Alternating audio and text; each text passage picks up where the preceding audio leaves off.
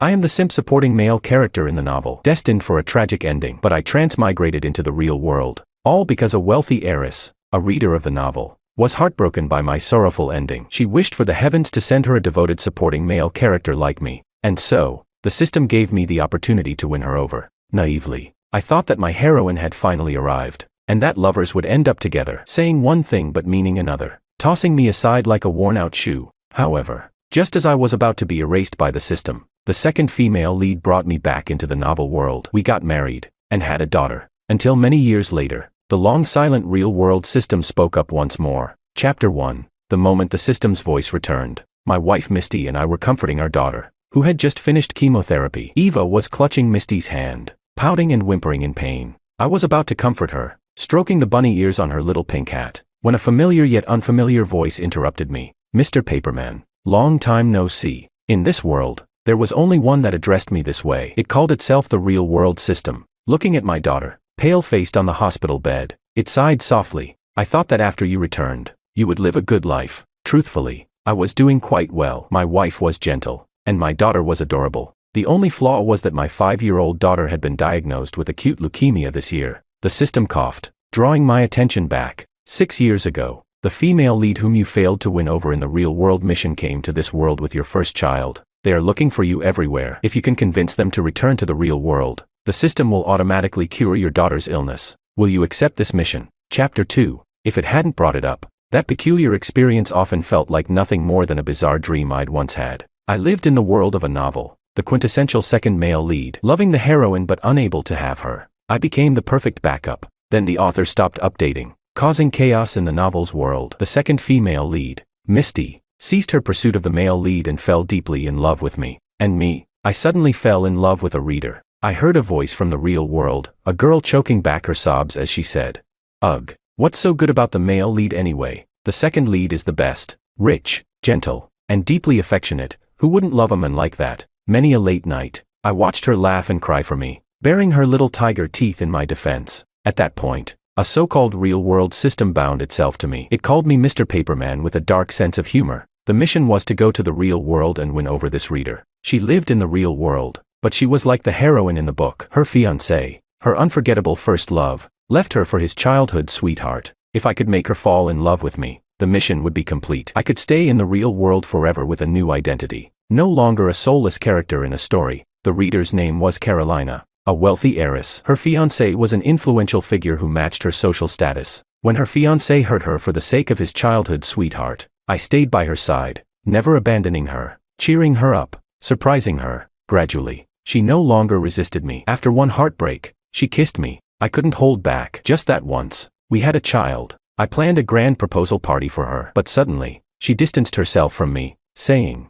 "David, my parents won't agree to our marriage. If I tell them now, my dad will definitely force me to get an abortion. Let's wait." "Okay, once the baby is born, they'll surely support us being together. Besides, you have nothing right now. You say you want to marry me, but can you give me the happiness I want?" Chapter 3. However, after Carolina gave birth to a son, her parents, though not scolding her, hated me even more and opposed Carolina marrying me. They even insisted that the child take the last name Lou. His name was Paul Lou. I found out later, her unforgettable first love also had the last name Lou. One time, when I came home from work early and saw the nanny cruelly pinching the tender flesh on his bottom, I took it upon myself to care for him. I handed over the company to my assistant and became a full-time dad. Old man Lou, the richest man in Jiangdu, had countless businesses, and I never fully understood the scope of his enterprises. He had only one daughter, Carolina, and after the birth of the child, he valued her even more. He often mocked me, but he adored Paul. For Paul's second birthday, he gifted him 60% of the company's shares,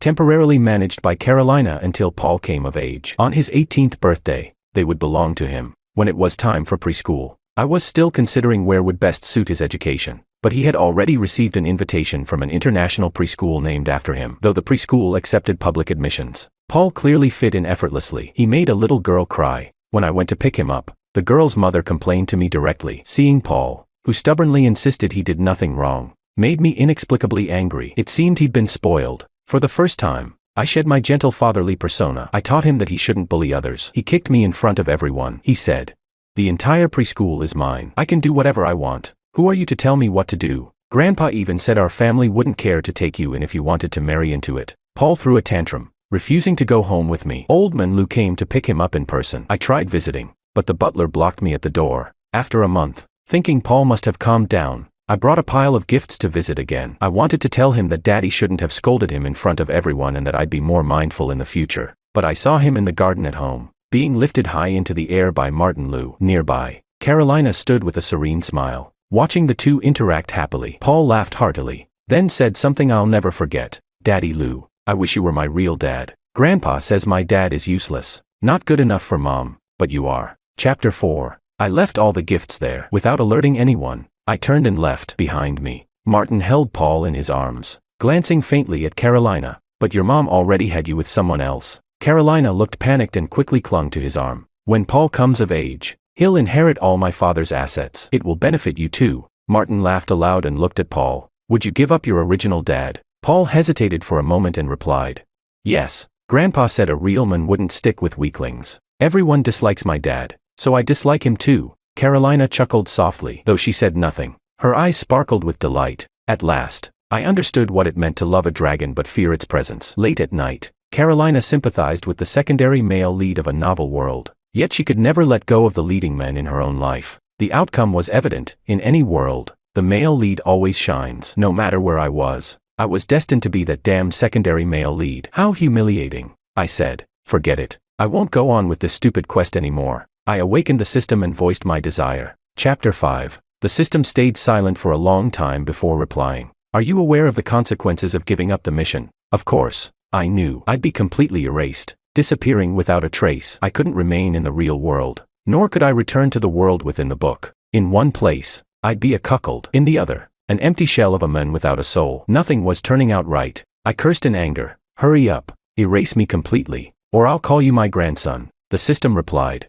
Sir, raging impotently won't solve anything. All right, I was exposed. It said, they don't have a final ending yet. You still have a chance. Are you sure you want to give up? As a character born in a novel, I knew better than anyone how strong the male lead's destiny was. It wasn't something I could overturn with sheer effort. Rather than humiliate myself further, I'd rather bow out early, preserving my dignity. The system sensed my thoughts and sighed. It said it understood. I spent 2 carefree days, waiting for my disappearance. Then, out of the blue, the system excitedly spoke up. You can return to the original novel world. I was stunned for a moment. Didn't you say I couldn't go back? It said. That was true, but the second female lead from the original novel learned about your mission. Upon hearing that you'd fail and be erased, she exchanged her future fortune to bring you back. Suddenly, the image of Misty, the second female lead in that world, appeared in my mind, gentle and quiet, following me silently every day after the novel world collapsed. In her own way, she was just like me, uneasy. I asked the system, what was the price? It answered honestly, it's still unknown, but it's certain to be something difficult to accept. Since the deal has been made, you have no right to refuse. You will be forcibly returned to the original novel world. Chapter 6. I returned. Misty still followed me around every day, carefully handing me the lunchboxes she made herself. Instinctively, I pulled her into my embrace. We naturally started dating, got married, and had a daughter. Until one day, our daughter fell ill, and the system appeared once again. I had a feeling I knew the price Misty had paid to bring me back. The system, seeing me silent for a long time, spoke again. I think you should take on this mission for your daughter. Besides, it seems your first child is also having some issues. His relationship with his mother isn't very harmonious. I wasn't particularly concerned about Paul's life, but if completing the mission would heal my daughter, then I had a reason I couldn't ignore. Neither Misty's nor my bone marrow matched. Waiting in line for a transplant could take who knows how long. Eva couldn't wait. I accept, but I must explain everything to my wife. Please give me a day. The system agreed. All right. See you then. After I explained everything, Misty quickly processed the information, accepting the fact that the system had appeared again. Smiling, she told me I must complete the mission and bring back our healthy daughter. But her trembling hands betrayed her anxiety. Half joking, half serious, she said, David, you won't fall for her again, right? You won't leave me and our daughter, will you? Chapter 7. A child's voice came from nearby. Mom, it's so hot. Why don't we just call Dad? How long do we have to keep waiting here every day? The system brought me directly in front of the mother and son. I stood in the shadows, watching them complain to each other. Carolina said, how should I know your dad's phone number? Paul had grown taller, but the baby fat on his face hadn't completely disappeared. I had to admit, he looked a lot like me. Hearing his mom's complaint, Paul's excitement faded from his eyes. I sighed and walked up to them, saying, "Looking for me?" The moment Paul saw me, his eyes lit up. He wanted to rush into my arms like he did when he was little, but hesitated out of a newfound sense of shyness. In the end, he just walked quickly to me and called out excitedly, "Dad." I looked away indifferently. "You said it yourself. Martin is your dad." Paul's expression changed, and he stammered, "No, it's not like that." Seeing this, Carolina patted his head. "Oh, come on. He's just a kid. Words mean nothing at his age. He's just being childish. You're his father. How can you take it so seriously?" Her tone was casual, like she was chiding an irresponsible father. "Where's Martin, that man you loved so much?" Carolina's smile froze for a moment before turning desolate. "He's a scumbag. Not long after you left, he went back and married his childhood sweetheart. You're still the best, gentle and considerate, good to me, and good to our son, David. I know I was wrong. Will you forgive me?" As she spoke, she handed her bag to me, saying, "It's heavy." I stared at her without moving. In the end, she awkwardly withdrew her hand. Chapter 8. I said, "Come on, I'll take you both somewhere." In the car, Paul was excited, watching the scenery fly past the window. The book world was not much different from the real world. He asked, "Dad, are you taking us to your house here? Will the house be as big as Grandpa's? Have you prepared a room for me, like when I was little, filled with Iron Man stuff?" Paul pulled his head back from the window. His cheeks flushed as he looked at me. Carolina stroked his head and gave me a sideways glance. "Of course. Your dad only has one child, you. He loves you the most." Seeing Paul's hopeful gaze reminded me of the past. I had decorated a room just for him, filled with Iron Man figures, his favorite. He was thrilled when he saw it, wrapping his arms around my neck and saying in his sweet little voice, "Daddy's the best." "Thank you, Daddy." But one day, he came home and had the nanny remove all the figures. I asked him why, and he gave me a disdainful look. Grandpa said only useless men fantasize about heroes. Real men are their own heroes and create their own world. After that, expensive paintings and ornaments filled his room, replacing the toys. He held a car key in his small hand, waving it in front of me. "See, Grandpa says I can drive it when I'm 18, but you, Dad, can't afford it. That's why you buy me these cheap things to try and please me." Remembering this, I looked away, turning my gaze to the window. I said, "No, these cheap things aren't worthy of making you happy." Paul stared at me, stunned, as if he'd forgotten what he used to say. Carolina lowered her head without a word. The rest of the ride was silent. At the hospital entrance, mother and son looked at me in confusion. Carolina asked, "Aren't we going home?" I stepped inside first and said, "My wife and daughter are here. What home would I be going to?" Carolina's face turned pale instantly. She pulled Paul along, quickly following me. "David, stop joking. Are you trying to make me mad? I can apologize, but please don't say things like that. I'm your wife. You only have Paul as your son. Where did a daughter come from?" It wasn't a joke. She could see for herself. Misty was poised. She ignored Carolina's hostile gaze, smiled gently, and extended her hand. "Thank you for taking care of David in the real world." In contrast, Carolina, a spoiled young lady, couldn't stand anyone encroaching on what she considered hers, even if she had given it up herself. She gritted her teeth and tried to approach Misty, but I blocked her. She paused for a moment, then turned and shoved Paul hard.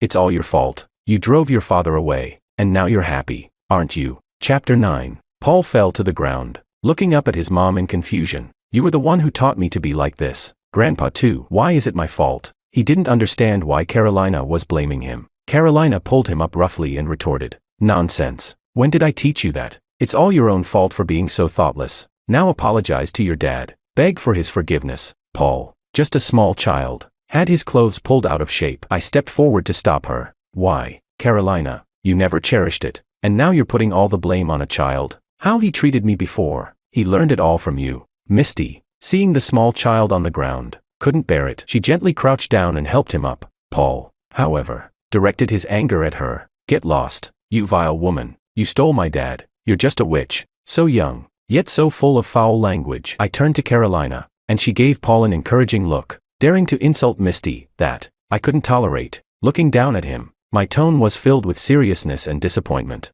"How did your mother raise you to be like this? Should such words come from a child's mouth? I don't care how things are over there, and I can't control it, but if you come to me, don't let me hear those words again." Paul lowered his head. I walked over to Misty, wrapping my arm around her waist, silently comforting her. "Don't be afraid," I mouthed. Carolina was on the verge of losing her sanity. Watching our silent interaction, she raised her hand, walking straight up to Misty. I quickly grabbed her wrist. I said, "Touch her, try it." The commotion woke up our daughter in the hospital bed. She asked, "Who are you? Why are you bullying my mom?" Only then did Carolina notice the little girl in the hospital bed. She lowered her hand, defeated, seemingly struggling internally. She said, dejectedly, You really even have a daughter. Seeing my life now, she should have given up, I thought. But it seemed she saw this as a game of endless pursuit. Chapter 10. She said, David, you love me so much, you can't possibly give up on me. You must want to get back at me for how I treated you before, right? That's okay, I can wait for you. At the hospital entrance, she took Paul and left. Paul kept looking back, reluctant to leave me. I rubbed my temples helplessly. They won't leave. What about my daughter? The system's sudden voice echoed in my mind. Looks like this mission is no easier than the previous one. Huh, I replied. System, we've known each other for a long time. Do you have any ideas? It sighed. Honestly, our entire department struggles to understand the complexity of human emotions. You don't cherish something when you have it, but once it's lost, you fight tooth and nail to get it back. What for? I want to know what she wants too. Go ask her. It continued. Hey, why not just enjoy having both of them? This system was definitely not trustworthy. I spat at it. Get lost. The system, knowing it had misspoken, awkwardly chuckled. Just a joke. I came to remind you, your daughter's time is running out. Good luck, my paperman. I felt irritable. Eva's doctor had spoken to me about her condition. I couldn't pin all my hopes on Carolina and Paul. Given Eva's current state, she was critically ill. If a suitable donor could be found, surgery was possible. So, I started moving between major hospitals and reached out to various charitable donation organizations. I also donated $5 million to a local children's welfare organization. Fortune favors those who give. I hoped for a miracle. At times like these, I thought being the secondary male lead wasn't too bad. Looked down on in that world. But here, I was a wealthy, domineering CEO. More money than I could spend. One day, I heard there was a potential donor, and I was getting ready to visit. Suddenly, Paul showed up. He timidly tugged at my sleeve. Dad, it's been 3 days. Why haven't you come to find me and Mom? At last, I realized where the constant sense of someone following me had come from these past few days. Carolina always had that selfish streak, never considering others, even her own child. In the heat of midsummer, she stayed comfortably in an air-conditioned room, waiting for me to return. She even added a second layer of insurance, sending a child under 10 to tug at my heartstrings. I sighed, looking down at the sweat on Paul's forehead. I said, I'm going somewhere. Do you want to come with me? He broke into a big smile, nodding enthusiastically as he clambered into the car. I secured him in the back seat and then got into the driver's seat. Along the way, Paul curiously touched everything. Dad, your car is so cool. Grandpa ordered one 3 years ago but still hasn't gotten it. So, my dad must actually be a pretty amazing person, right? I stayed silent. Paul, sensing he had said something wrong, quietly muttered an apology. I drove steadily and replied, the person you should apologize to isn't me. He stammered. Well, maybe I'll apologize to that lady next time. After all, he was my child, and there was still hope. I hoped that when he returned, he could still have a good life. Chapter 11. When we arrived at the donor's home, the donor had changed her mind. The volunteers were driven away as she shouted hysterically.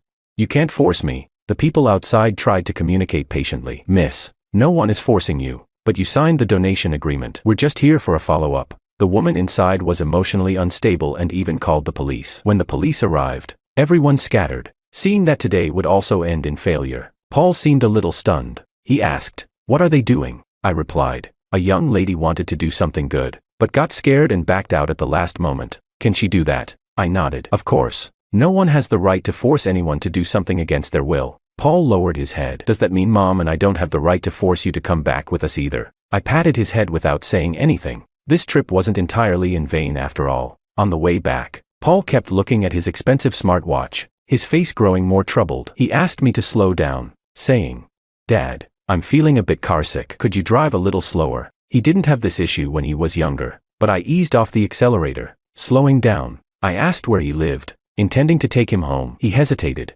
refusing to say, I'm hungry. Could you take me to get something to eat? After eating, he wanted to see my place. I thought of Eva in the hospital and finally lost my patience. Paul, you need to go back to your mom. My daughter is waiting for me. I can't always be with you. He looked up suddenly, tears welling in his wide eyes. But you're my dad too. Why can't you stay with me? I shook my head. No, you said it yourself. You wanted Martin to be your dad. I was young and didn't know any better. How could I make him understand?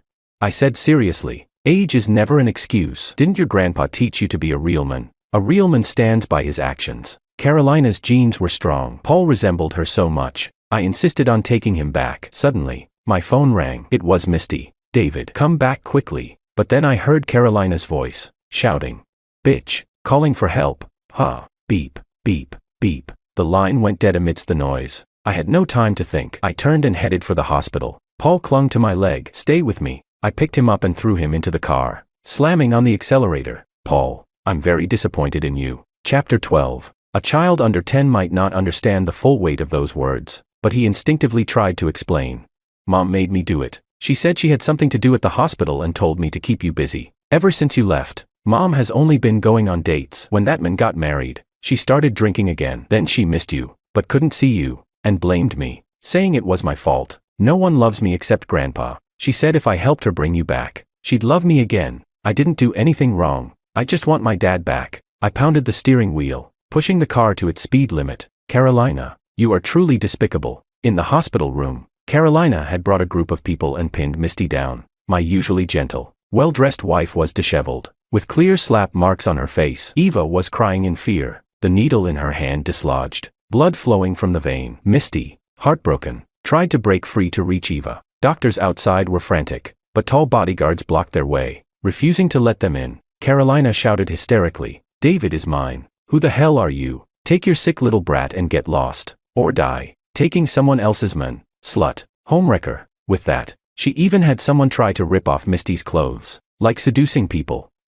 Let's show everyone just how cheap you are. I fought my way through the bodyguards at the door, and as soon as I stepped inside, I saw this scene. I kicked away the man's wandering hand. Not satisfied, I ground my foot down on it until I heard the sickening crunch. The doctors rushed in, moving Eva to another room for examination. I took off my jacket, wrapping the trembling Misty in it, holding her close. Seeing me, Carolina didn't panic. Instead, she glared at Paul. Useless waste, I said. Carolina, you've gone too far this time. She looked at me defiantly. So what? These people were hired by my dad. Didn't you know? My dad's business has expanded here too. Those useless bodyguards you hired are nothing to deal with. So, David, you'll never escape me. How do you think you can get rid of me? After the two worlds connected, cross-world trade and commerce began. Recently, several people had come to introduce themselves, saying that business leaders from the other side wanted to get in on the action. A strong dragon couldn't suppress a local snake. Most of the industries here were in my name, so they wanted to meet me. I kept a low profile, and not many people knew my true identity. Because of Eva's illness,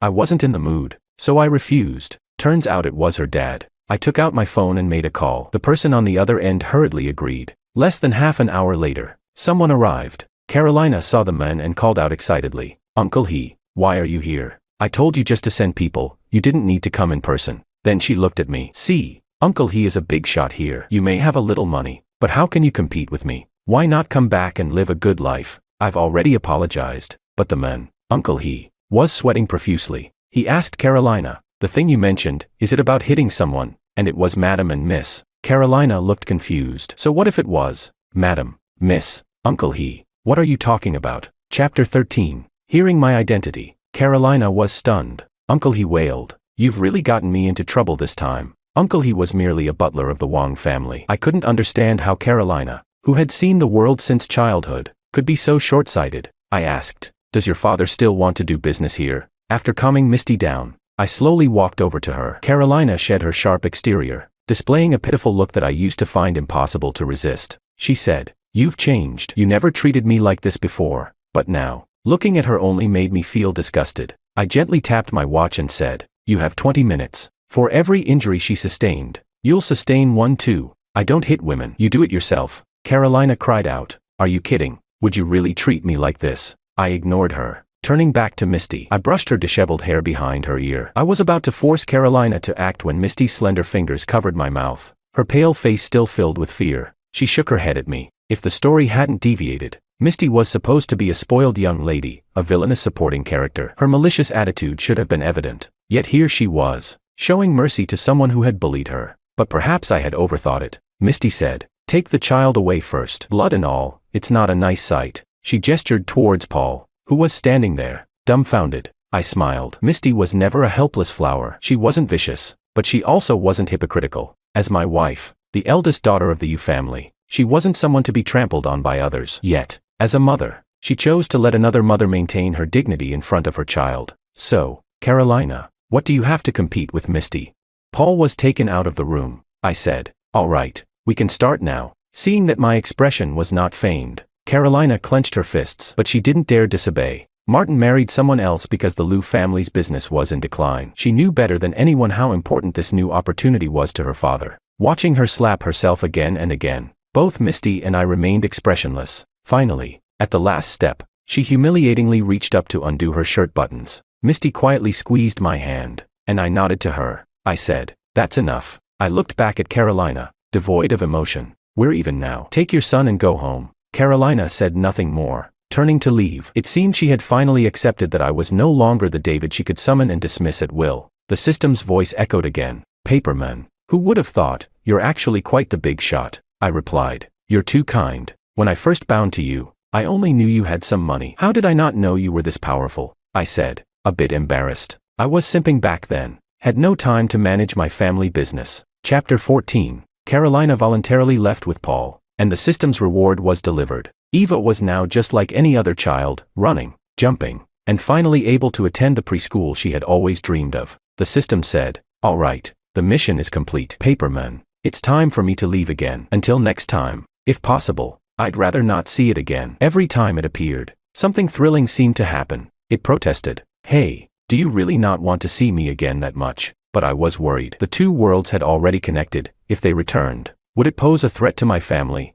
The system assured me, "No, the mission is over. If they appear again, it will be part of another story. The choices are yours to make." That put my mind at ease. After everything settled, I let some information leak out. Old man Liu, who once stood at the top, came sniffing around. But to be fair, he kept his word and never let that mother and son reappear in front of me. Sometimes Eva would ask about that little brother. Misty would answer for me, "Brother and his mom will also live happily." Happy? Probably not. Chapter 15. During a rare vacation, Misty and I took Eva to the amusement park, spending the entire day playing. With her health previously being poor, she had never had such a chance. We took her on almost all the rides she could go on. She even developed an interest in collecting badges, buying a bag full of cute cartoon character pins. On the way back, her sleepy eyes could barely stay open, but she stubbornly held onto her cotton candy, refusing to lie on my shoulder to rest. As the driver pulled up to the house and waited for the butler to open the gate, Eva spotted a figure crouching outside. She called out, "It's that big brother." Blood bonds are a mysterious thing. Eva seemed to naturally like Paul. I sighed. Who knew what trouble this kid was bringing now? But I knew old man Liu wouldn't leave his only grandson without supervision. I told the driver to drive in and ignore him. Misty gave me a sidelong glance and opened the car door. What do I do if my wife can't resist a kid asking for a quick answer? Paul entered the house, instinctively looking around at the surroundings. He marveled. "This place is much bigger than Grandpa's." Seeing him sneakily take pictures, I said coldly, "If you dare send those to your mom, I'll throw you out right now." Paul wilted. Misty led him to the sofa and ordered the servants to prepare a guest room. Gently, she wiped Paul's sweaty face with a warm towel. "You haven't eaten yet, have you? I'll make you some wontons. Eva loves them. You should try them too. After you eat, take a bath and get a good night's sleep. Tomorrow, your dad will take you home." Paul, who had been silently compliant, suddenly changed his expression when he heard this. "This is my dad's house. Why should I leave?" He pushed the towel out of her hands, letting it fall to the ground. Misty said nothing, quietly cleaning up before heading to the kitchen with the servant. I walked over and sat beside Paul. In a stern voice, I said, "This is the second time you've disrespected her. If there's a third, I'll throw you out. Also, this villa was a gift from Eva's grandfather before our marriage. To be precise, this is her house." Paul gulped down the steaming wontons, muttering with grievance, "Why can't I have a mom like this?" Misty and I didn't look back, leaving him to the servants. Eva, seeing him tear up, struggled to hand him her cotton candy. She said, "Brother, sweet for you." Chapter 16. Misty said she wasn't unaffected by my past, but the child was innocent. "After all, he's your son. Just take him home tomorrow." But in the next moment, she turned sharply, gritting her teeth. "But you better settle things, or get ready to sleep in the study." I quickly agreed. The next day, Misty held Eva as they watched us leave. She said gently, "Baby, say goodbye to brother." Eva waved her little hand. Paul, as if making a decision, ran to Eva and put something in her hand. But Eva pouted and said without mercy, "It's a badge." But Eva likes princess badges. "This skull badge is scary." Misty happily patted Eva's little head. He had chosen wrong, so his gesture lost its meaning. Paul lowered his head in frustration and quickly climbed into the car, until I returned Paul to his mother. He didn't say another word. It was for the best. This way, he could understand, we were from different worlds to begin with. Seeing me bring Paul out of the car, Carolina's face lit up briefly. She said, My father came here for business, and I just came along. I didn't. I nodded. It didn't matter either way, as long as they didn't disturb me. Carolina, no longer confident, pleaded for me to come inside. After a moment's hesitation, I nodded. Talking things through might be for the best. After all, if things didn't get resolved, I couldn't bear my wife's wrath. The study's hard bed wouldn't be kind to my back. But going inside was out of the question. I told her to hand Paul over to the housekeeper, and we could go for a walk outside. Chapter 17. The park wasn't empty. A young couple was having a quarrel nearby, and the boy was racking his brain trying to coax the girl. Carolina let out a soft laugh. She said quietly, "Back then, you used to treat me like that." I nodded expressionlessly. I said, "Yes, when Martin left you to go to someone else, even in the middle of the night, I still came to pick you up, but you got drunk, refused to come with me, and called me useless. Before, whenever you were down, you'd think of me, but at the slightest beckoning from Martin, you'd throw me aside without hesitation. Remember when I helped deliver some documents to Martin and got into a car accident? My leg was broken, and I was lying in the hospital. You came and yelled at me, saying I delayed Martin's career. The doctor told you that a steel bar nearly pierced my heart. And what did you say? You said, but you didn't die, right? Later, when we had a child, you took my own flesh and blood and made him call someone else dad. Carolina, you don't need to remind me. I remember every single thing clearly. Seeing her pale face, I smiled and asked her, "So, is there anything else you want to say to me?" Carolina shook her head painfully. "I'm sorry. I always thought you'd be waiting for me.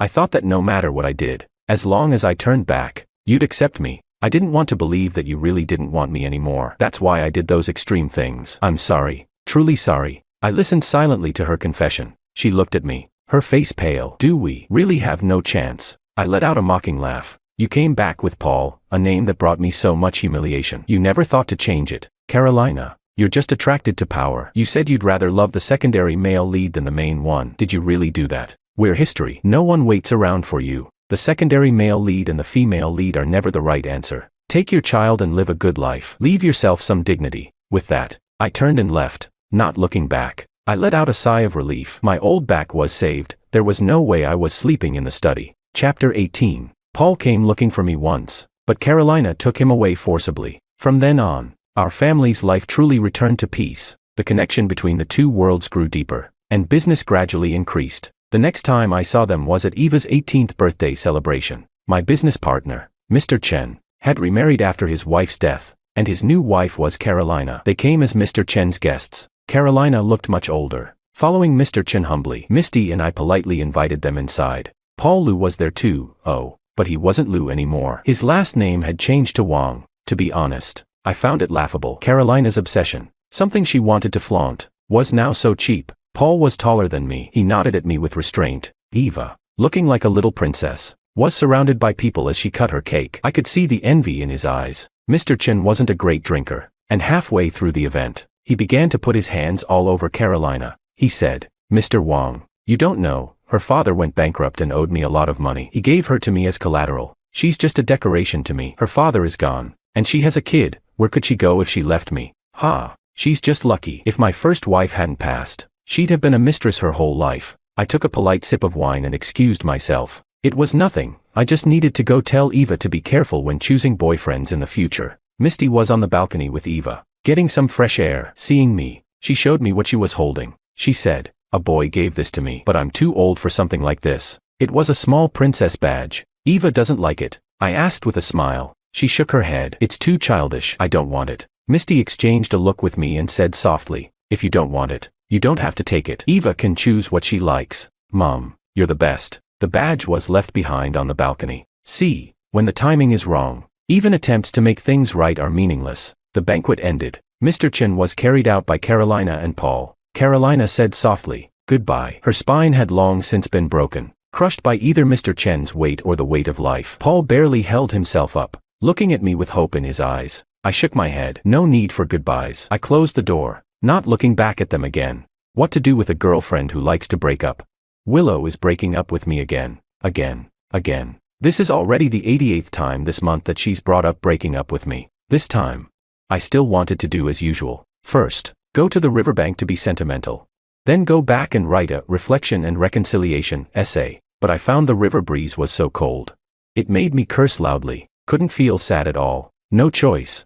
I decided to go back and write the essay. However, as soon as I got home, my boss called, asking me to go on a business trip immediately. Later.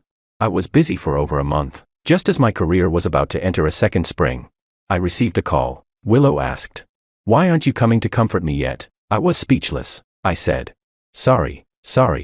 I've been too busy and forgot. How about we just break up?" Chapter 1. Friends were chatting, and someone teased, "George, you've been together for so many years. When are you planning to get married?" I glanced at Willow, who was about to speak. But Willow snorted coldly and interrupted.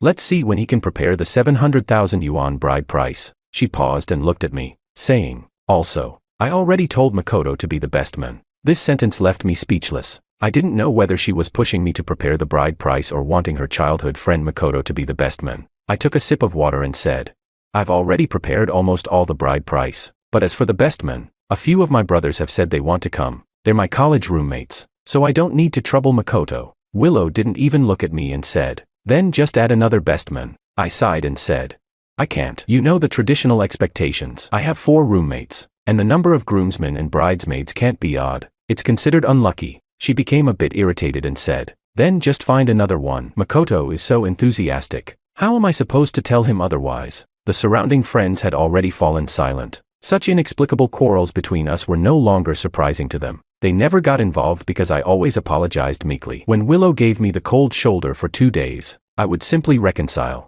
No one wanted to play the clown in such a relationship. This time, I was particularly resolute. It's his business if he's enthusiastic, and your business how you reject him. But who to ask as the best man is my business. If I disagree with this, then I disagree. Willow stepped up to me and asked, "What if I insist?" I didn't answer, but Willow already understood that I was rejecting her. She angrily said, "Then let's break up. George, don't contact me anymore." She slammed the door and left, leaving the remaining friends awkwardly stuck at the scene. After I said a few words, everyone joked, "George is so confident. Willow can definitely be handled. Women, you just need to coax them a bit." Someone also said, "George, you shouldn't indulge women. I think you're spoiling her too much. The wedding date you initially picked seems ordinary. I'll ask my uncle to pick a date for you guys. He's quite knowledgeable. Those who choose dates through him have never divorced." I smiled but didn't add anything else. I walked alone, pacing back and forth to clear my mind. My mind was full of all the little things that happened between me and Willow over the years. We developed feelings for each other in high school and confirmed our relationship in college. We endured a tough long-distance relationship and went through a lengthy cohabitation adjustment period. Every stage had its failures, and each time I did my best to make up for it. I often asked myself, why is this? Does loving someone require being so submissive? Why should a man have to always appease a woman when she's angry? Why shouldn't a man argue rationally with a woman?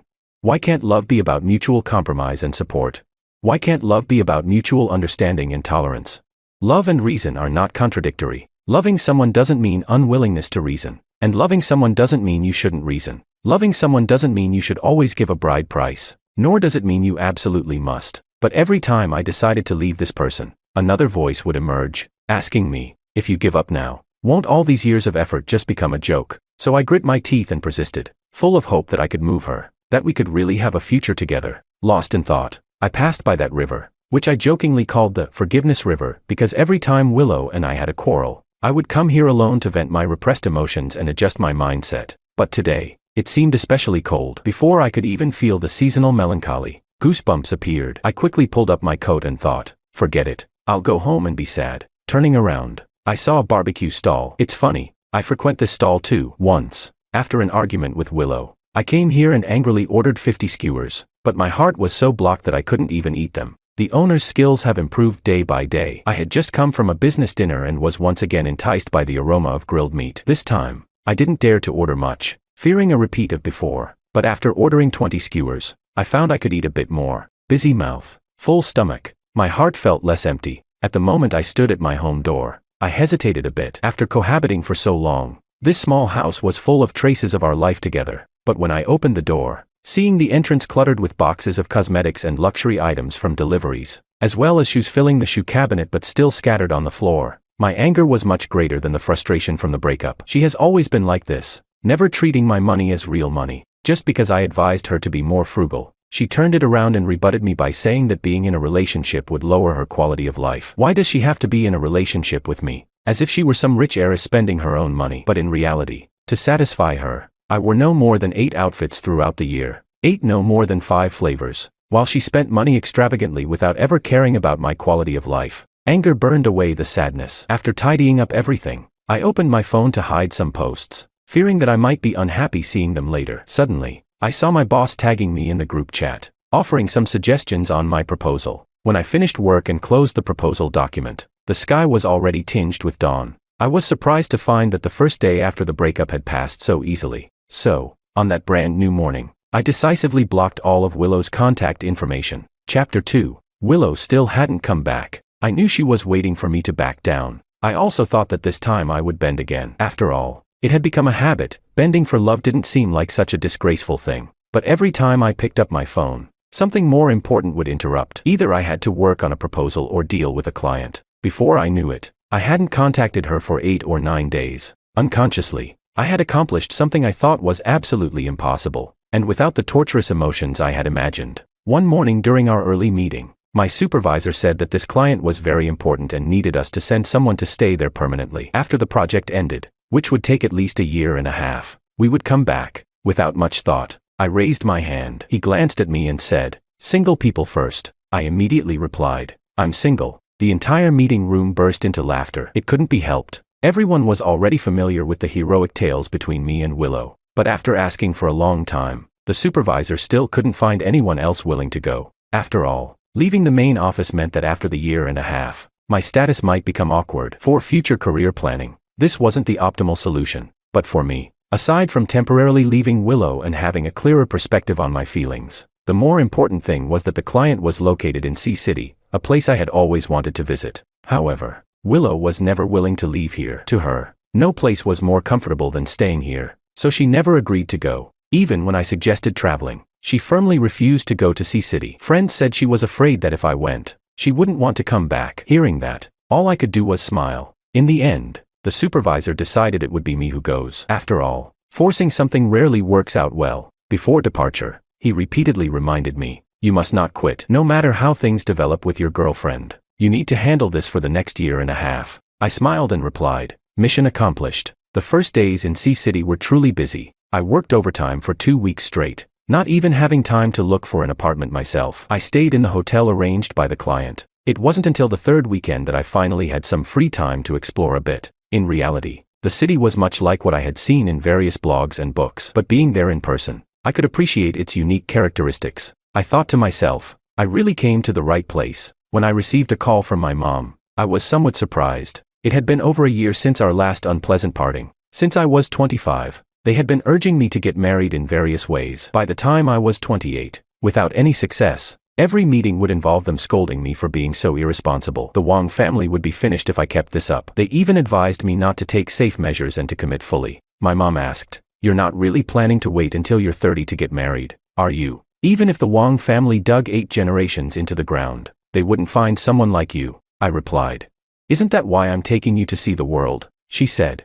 "I don't have time to discuss these useless things with you. Your sister told me she saw your post saying you broke up with someone named Willow. Is it true? You used to make up within a few days, but this time I've been watching for quite a while with no signs of reconciliation. Have you finally split for good?" I grew a bit impatient and said, "Just say it straight. Don't beat around the bush." "I have work to do," my mom nagged. "You have such a bad temper, just like your dad. No wonder you two can't stay in the same space," I responded helplessly. "If you don't say it, I'll hang up." I heard my mom's hurried voice say, "Don't hang up, don't hang up. I just wanted to tell you that if you're free this weekend, your aunt has set you up with someone. Do you want to meet her? She works in the same city as you," I replied. "Oh, that might not be the same city now. I forgot to tell you, I moved to a different city." My mom's voice suddenly grew louder, dissatisfied. "Why did you switch jobs so easily? You've been like this since you were a kid, never listening to others' advice and always causing trouble." Not wanting to argue with her, I directly said, "Tell me about her. What does she do? How much does my aunt get paid for arranging these unethical matches?" My mom, who had been very loud just a moment ago, stammered, "She's the goddaughter of a friend who is a CEO. She works as a secretary and is really pretty. She's only 24 and has already bought a villa through her own efforts. Can your aunt still harm you?" I was speechless. I didn't understand how she could say these things without any guilt. If she were standing in front of me right now, I definitely want to observe carefully whether her face was even slightly red. I laughed and said, "Are you sure about this?" My mom replied, "Do you always have to talk in such a sarcastic way?" Isn't it just that you weren't satisfied with the person your aunt introduced to you last year? Didn't she apologize to you? She really didn't know about that person.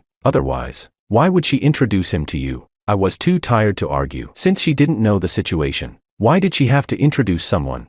My aunt introduced me to a girl, and I didn't agree, but she insisted I add her on WeChat. I was too tired to talk nonsense with my aunt, so I just added her. When I told her that I was introduced by an acquaintance, she replied, 300 for one time. What? I was shocked. Arranged dates had turned into dealing with a prostitute. To make sure I hadn't added the wrong person, I asked, I'm the blind date introduced by Aunt Lee. The other person replied in a panic, sorry. Hello, I'm Maria. I was speechless. I had already lost the desire to continue the conversation. Chapter 3. I didn't expect the old habits to resurface again this year, I said. Let my aunt shut up. If I see her doing such immoral things again, I'll beat her to death when I go back for the new year, my mom replied. You really are ungrateful, kid. The moment I hung up the phone, everything around me felt quiet. I had never realized how wonderful a peaceful environment could be. I efficiently revised a proposal and threw it into the workgroup chat. The praise from the client team's reaction emojis made me feel a bit elated. I posted on my moments, another day thriving like a fish in water. Although I've always had good relationships with people, I didn't expect this time to receive such enthusiastic responses. Many friends left comments below, saying, George is really a career-oriented guy now. Haven't heard from you in a week. Turns out you've been working from home. Others commented, still working. Your city gate must be under siege, didn't you know? And some said, why haven't you deleted your last breakup post? Haven't you reconciled yet? Didn't you prepare enough surprises this time? You're strategists. You don't care at all. Huh. I replied to each one. I've been on a business trip lately. Let's catch up when I get back. My heart's gate is like the city gate, completely empty. Not reconciled. Just as I finished replying, my phone rang. It was Martin, a male friend who usually gets along well with Willow and often dines with us. He asked, buddy, where have you been enjoying yourself lately? I replied, working. I've been pretty busy. He paused for a moment and then quietly said, have you gone on a business trip? I stopped by your house the other day and knocked on your door, but you weren't home. I said, yeah, I've been out of town. Do you need something? He quickly replied, No, it's just been a while since we last met. I wanted to invite you out for dinner, I said. Then wait until I get back from my business trip, and I'll invite you, he said. All right. Just as I was about to hang up, I heard him say, have you heard about Willow and Makoto recently? I honestly replied, not really. I've been really busy lately. I didn't want to engage further, but Martin continued on his own. He said, recently, Makoto has been very high profile with Willow. They've been going in and out together to various gatherings. I heard Makoto even gave Willow a big diamond ring the day before yesterday. Everyone is speculating if they're getting together. Willow hasn't given any hints, so we all assume she's still waiting for you to apologize. I suddenly laughed and, taking advantage of the silence, retorted, what did I do wrong? He paused for a moment and said, wasn't it always you who apologized first each time? I laughed and said, I apologized because I still cared. What if I didn't care at all? I heard a loud door slamming on the other end, followed by Willow's best friend calling out, Willow. The guy awkwardly hung up the phone. Chapter 4. I didn't expect this year to bring back the old habits, I said. Let my aunt shut up. If I see her doing such unethical things again, I'll beat her to death when I go back for the new year, my mom replied.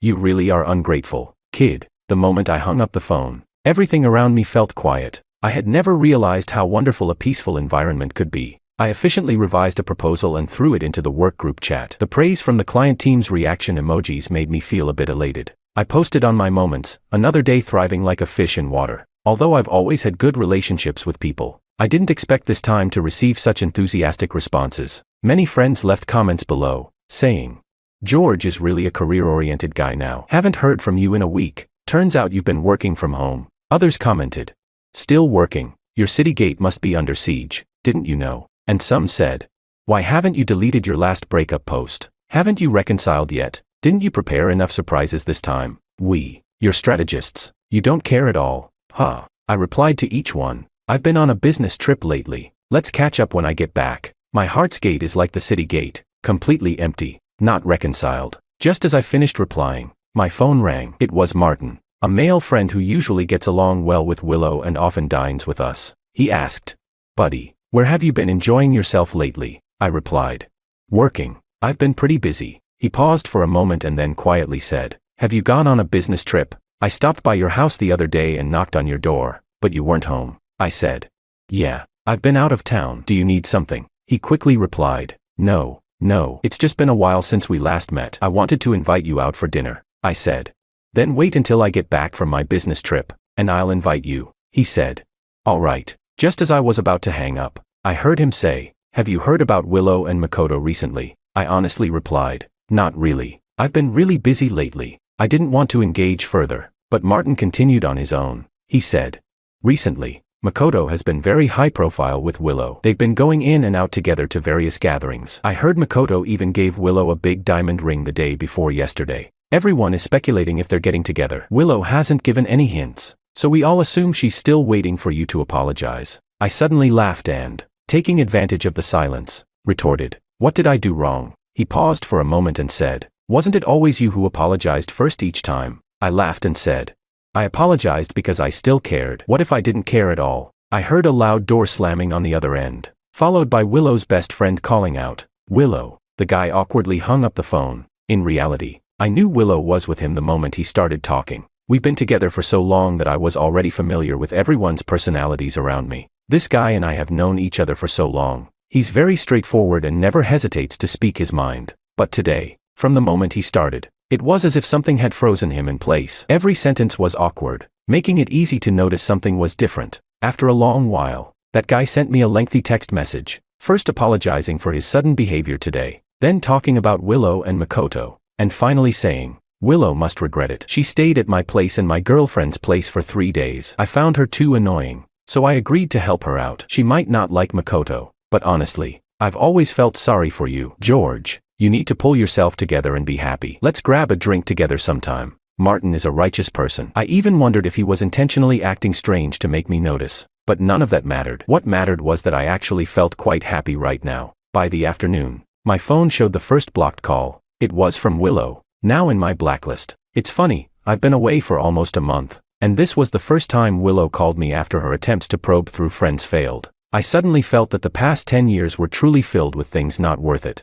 Then, a text from an unknown number appeared, saying, George, where did you put my suitcase? George, oh George, this is the woman you've loved for 10 years. In front of you, she always remains so aloof. Even when she wants to give you a hint, she's so haughty. I didn't reply to that message, but after the evening meeting ended, I carelessly answered the call. I heard Willow's familiar voice on the other end, her cool tone mixed with a hint of anxiety. She asked, where are you? I replied, at work. She asked, why did you block me? I answered, because we broke up. Her voice raised a bit as she asked, you broke up and then blocked me? Why didn't you block me the other times when we broke up so many times before? I calmly retorted, how do you know I didn't block you before? After we broke up, when did you ever call me? Every time. Wasn't it me apologizing and asking to reconcile? She asked again, where are you? It was just quitting time, and colleagues were greeting me, saying they were leaving first. I got distracted and greeted them, not noticing the silence on the phone. After a long while, I realized the call was still connected,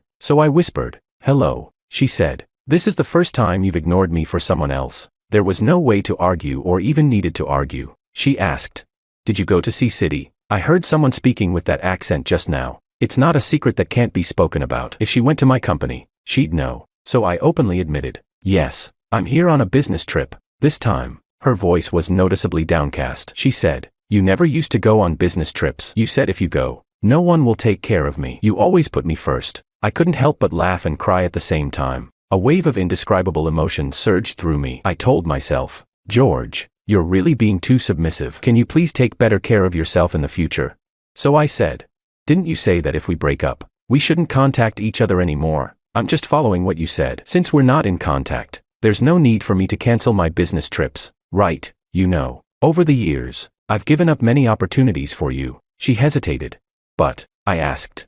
But what? She hesitated for a long time but ultimately didn't say anything. After a prolonged silence, I hung up the phone. Chapter 5. This was a call cold enough to chill one's heart. She clearly sensed my departure, yet couldn't utter a single word of pleading. Fortunately, during the long passage of time, I had already mentally prepared myself. Or rather, my battered heart had fully hardened. I wasn't sad anymore. I just felt relieved. I hoped that all the past could end with this one call. On the day I rented an apartment in C-City, I invited my usual workmates to a housewarming gathering. As our group laughed and chatted while leaving the company, someone outside caught my eye. a colleague joked. I've never seen such a beautiful woman in this building. Following their gestures, I looked over and saw Willow standing among the crowd. I hadn't seen her for about a month since we graduated from college and ended our long-distance relationship. We had never been apart for so long that I felt it wasn't a big deal. She slowly walked towards me, her eyes cast downward. The colleagues around us glanced at us with a hint of gossip, and someone tactfully said, "Looks like George is busy tonight. Maybe we'll get together another day." It was the first time I felt that people being too considerate wasn't a good thing, but Willow clearly didn't think so. She shyly said goodbye to my colleagues. Only after everyone had left did she ask, "George, why haven't you come to comfort me yet?" At that moment, I felt all the blood in my body freeze. I had exhausted all my strength to support such a selfish and willful lover. She had come to find me. We could have talked things out calmly, but instead, she insisted on asking why I wasn't going to comfort her. Why not comfort her? Why was it me who should comfort her? Why should I comfort her? Go comfort your father at home instead. Is it that in a relationship, one concession leads to perpetual subservience? But didn't I love her hard and desperately to gain respect in our love? Finally, I exhaled and said to her face, "Because I don't want us to reconcile." When I said this sentence, I felt a sense of relief. I had finally reclaimed it. I reclaimed not just my own dignity, but also the self I had lost over time. She opened her mouth, and after a long moment, asked, "Why?" I said, "Because I'm too tired. I don't know when the next breakup will happen or what it will be over. It's like walking on thin ice." Willow. It wasn't until after breaking up with Willow that I realized people could live so peacefully. No need to worry about constant arguments or the looming threat of breaking up. The center and focus of life are always on oneself. You can control everything. This feeling is truly wonderful. Willow pursed her lips and asked me, "Don't you love me anymore?" Willow was a head shorter than me. When she talked to me, she always looked up at me with disdain, her eyes full of contempt, acting like she was in charge. However, this time, she pitifully lowered her gaze, not daring to meet my eyes. 10 years, George. You used the entire decade to make this proud woman lower her head, I said calmly. Probably because I don't love you anymore. She came up to grab my sleeve, slightly agitated, but I pushed her away. Her posture hurt me, and her eyes were filled with sadness. She said, "You pushed me." I sighed and said, "Do you remember how I used to seek reconciliation with you every time?" Willow was a very proud person, and she had been pampered since childhood. Back then, I pursued her. It seemed like our destiny was scripted from that moment on. When she threw a tantrum, I laughed. When she argued, I soothed her. When she ran away, I chased after her. Countless times, she threatened to break up over the smallest things. Even once when she watched a short video and asked me questions. If I didn't answer as she wanted, she would threaten to break up. At this stage, I could no longer think about the past in detail. Otherwise, I would always feel like I was under a curse or had lost my mind. When she heard me mention this, she first froze for a moment, then remained silent for a long time. Yes, she probably understood that it wasn't very dignified. I said, "Miss Liu, before asking someone a question, you should ask yourself first." She asked, "What do you mean?" I said, "Before asking me if I love you, ask yourself if you've ever loved me." She was left standing there as I strode forward without looking back. Chapter 6. Many things only become apparent when you boldly act on them. You realize there's a whole new world behind them. For example, discovering how good it feels to leave Willow far behind. Since then, nothing could stop me anymore. No matter where she appeared, it no longer affected me. For instance, at the negotiation table, for some reason, Willow suddenly became the client's representative. Knowing nothing about new energy, she relied on her family connections to join a small to medium-sized energy company, and then accompanied Chairman Wu to negotiate business with my client. As the product provider, I was naturally seated at the table, primarily responsible for answering customer inquiries. Willow asked many questions about the products, forcing me to devote 100% of my energy to dealing with her. That day, the meeting ended at 6 in the evening. Willow stood up with a smile and said, "Thank you all for your hard work today. Chairman Wu has ordered meals downstairs. Let's have something simple." My client, Manager Han, immediately said, "No need for that. Today, Chairman Wu and Miss Liu are here, so it should still be my treat. Chairman Wu is hosting. I'll pay the bill." I took the opportunity, with many people around, to prepare to leave, but Manager Han lingered among the crowd for a while before suddenly asking, "Where's George? I just saw him here a moment ago." I could only respond helplessly, "He's here." He immediately smiled and called me over, saying, "George, join us. Thanks for your hard work today. Your product demonstrations and explanations were really thorough." He introduced me to Chairman Wu and then said, "When George first joined, I was worried he might lack experience because he was so young. It turns out he was sent over by his boss to placate me. The more I worked with him, the more reliable he proved to be. Chairman Wu also smiled and said, "Indeed. Young and talented. The future belongs to the younger generation." As he spoke, he grabbed Willow and introduced her as well. "This is my niece, Willow. It seems you two had a good conversation earlier. Why not take this opportunity to get to know each other better?" Willow extended her hand to me and said, "Hello, Mr. Wang. I didn't expect such a lively dinner gathering." When our group arrived at a restaurant downstairs, we bumped into someone familiar, Makoto. He confidently walked up to greet Willow, saying, "Willow, why didn't you mention you were here today when you texted me?" That remark was very telling. From the frequency and content of their messages, it was clear that their relationship was not insignificant. Chairman Wu laughed and said, "She's a friend of Willow's, right? Why don't you all sit together?" Makoto immediately nodded and walked forward, grabbing Willow's shoulder in a possessive manner, saying, "Sure, thank you." A colleague standing next to me said, "Is he staking his claim? Doing this in a professional setting is really stupid." Willow looked a bit flustered and didn't join in. She glanced back at us. Our group blocked the entrance, making it a bit of a spectacle. Manager Han quickly invited us to go inside. I excused myself to go to the restroom, returning only when the dishes started being served. As soon as I walked in, I heard Makoto say, "Willow and I aren't in that kind of relationship. Don't get the wrong idea. She has a boyfriend." Unexpectedly, one of my brilliant colleagues chimed in. "Her boyfriend must be really unlucky. Haha." I saw Manager Han rub his forehead helplessly and asked, "Why are you here today? Normally you don't attend these dinners, right?" I realized that the colleague who was standing at the entrance earlier was a strong-built man. One of those colleagues known for sharp-tongued remarks that even made the boss uneasy. He remained unfazed and said, "I came to eat. The meeting ran over time, so I came for the meal." Manager Han sighed and introduced him. "Chairman Wu, Miss Liu. This is our design director for the entire service line, David." Makoto sarcastically said, "I didn't expect it. Manager Han, your design director is quite a big guy. He looks like he just came back from a construction site. Is design a physically demanding job here?" Chapter 7. Manager Han simply rolled his eyes and then showed a sympathetic expression. It took me 10 minutes to realize who he was showing sympathy for. I heard David say, "You look so weak. My large build comes from working out. You must be overindulging yourself. It's a pity. Lifting weights can make you physically stronger,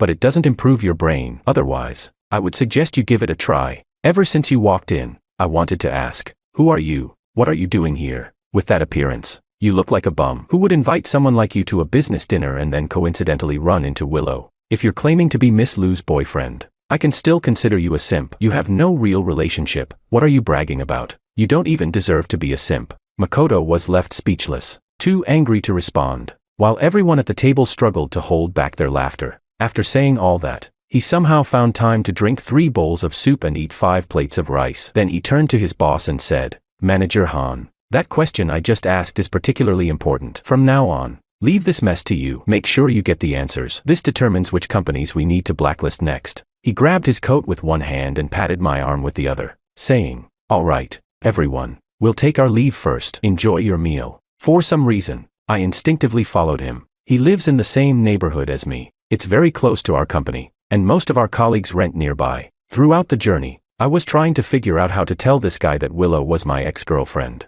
Today, he had so gallantly clashed with Makoto and even saved me from trouble when he left, and I couldn't bear to deceive him. Just as I was racking my brain on how to start the conversation, he made a questioning remark to my right, saying, "Sigh, George, your ex-girlfriend really isn't great." He looked at my shocked face and suddenly burst into laughter. He said with a smile, "Why so surprised? Didn't she block you on your way to the company that day?" I went downstairs 5 minutes later and heard everything. "And today, she was so obvious in the meeting room, staring at you and asking you questions. Do you think the manager didn't notice? He specifically called you over. Otherwise, why would he meddle between the client and us and then starve this third party?" Even though I didn't know him well, the conversation had opened up, making things feel much more relaxed. We chatted a lot on our way back. I found out he was actually 10 years older than me. Yet he looked even more energetic than I did. He laughed. "Why lie to you? Your ID will explain everything. I never have a steady girlfriend. If I like someone, I date them. And if it's boring,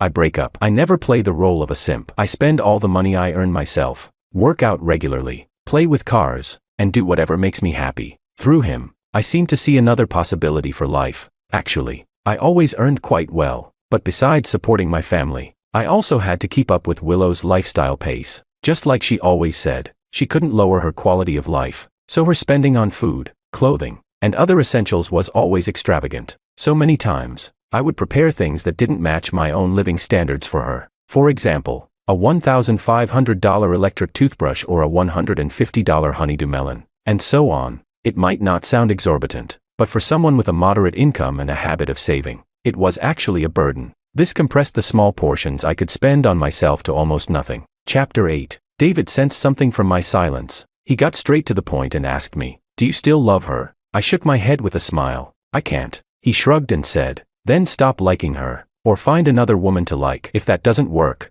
change again. How about having a brother introduce someone to you?" As we walked and talked, we discovered that we lived in adjacent buildings. When we said goodbye, he waved and said, "Let's go out for drinks another day. Let's have a good time tonight." Looking into his sincere eyes, I asked, "Tomorrow?" He immediately replied, "Sure. Wait for me after work tomorrow." When I got home, I opened my phone and saw my colleagues discussing the matter in our group chat. Someone said, "Damn, it has to be David. Not only did he punish Manager Han, but now he even dares to take on clients." David replied, "If you have the guts, let him fire me." A colleague responded, "Haha, stop it. He doesn't even come to work to avoid bothering you. How could he fire you?" David is the only all-rounder on our company's service line. In other words, from design to development and production, he can handle everything by himself and does it very efficiently. David added, "Of course, I have a new service line launching tomorrow. Otherwise, I couldn't be so bold. Haha. No company would let go of such a talent. Being irreplaceable is your core competitive advantage." This phrase can be applied to any situation.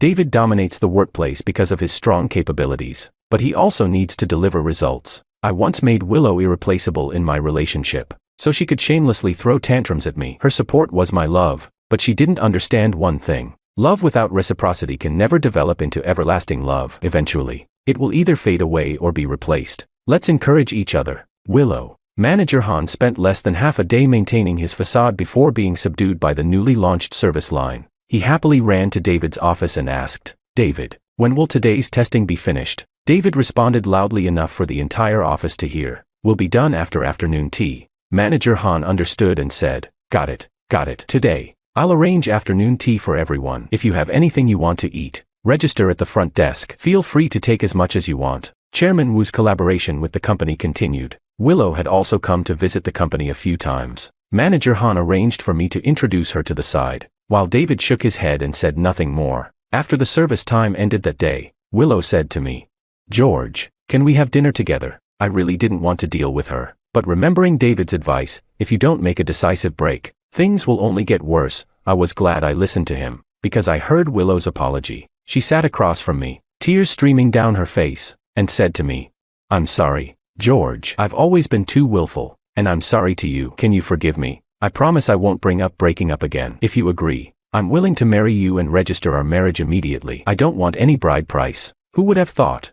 How much I once longed to start a family with Willow. How much I wanted her to become my wife. 10 years ago. No, even a year ago. I couldn't have imagined that the first thought when I knew Willow was willing to marry me would be to find it funny. At that moment, it was indeed quite laughable. This time, it was my turn to ask her why. She wiped the tears from the corners of her eyes and earnestly replied, "Because I love you, George. During the long time you were away, I realized I couldn't live without you. I think about you in everything I do. Maybe to me, you're like air. Normally I don't feel your importance, but once I lose you, I can't live at all." Chapter 9. Such a supreme compliment. I wish I could feel it. Only love that can be perceived can be called true love. Otherwise, wouldn't all the emotions we express verbally become truths?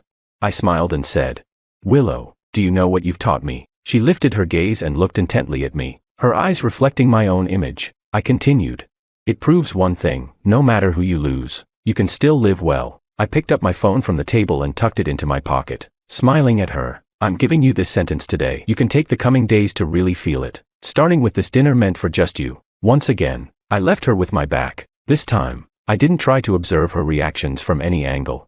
Whether it was the reflection in the door or the moment of turning around, she could no longer affect me, no matter how great I was reborn. And it only took half a year. All lingering ailments will slowly scab over with time, eventually becoming a harmless mark, nothing more. 2 years later, the service line that David and I developed began to turn a profit officially. Every minute, commissions were being recorded. During a work break, he asked me, "Do you want to go to the gym this afternoon? I'll bring a few girls to train with us." Seeing his build, I shook my head and declined. I was too tired. I'm a homebody. I tried it for half a month and realized I just couldn't stick with it. I still prefer a life of eating until full and then sleeping until full. David didn't mind. He laughed and said, but you have to go meet the people I set you up with. Right. My junior from college is super cute. Turns out, she was waiting for me here. Before I could refuse, he added, you're not planning to go back and chase after someone else, are you? He was always sarcastic towards Willow. Even though we had been working closely together these past few years, I was speechless and said,